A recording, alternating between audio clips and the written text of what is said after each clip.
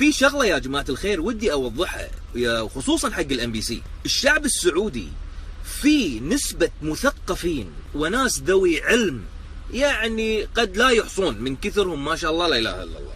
ودي افهم ليش ما الام بي سي تسلط الضوء على هذه الشخصيات اكثر، بدال لا يبون واحد سفيه اللي بس عاجبهم من موضوعه انه تطنز على اللهجه الكويتيه وقال يوبا. يعني انتم شنو سخافتكم يا ام بي سي؟ شنو السخافه اللي انتم موجودين الحين؟ يعني شو تحس وانت الناس قاعد تتكلم عن جهه اعلاميه كبيره مثل الام بي سي وخصوصا القائمين عليها؟ هل هذا الشيء يشرفكم؟ اذا ايه الله يخليكم بينوا لنا هالكلام. اتمنى من الام بي سي، فعلا اتمنى من الام بي سي انه يقومون باعتذار رسمي حق دولة الكويت على هذه المهزلة اللي انتم سويتوها، لان هذا الموضوع ما يتطوف، وخصوصا انكم جيتوا بمكان جدا غلط، مو مع الكويت.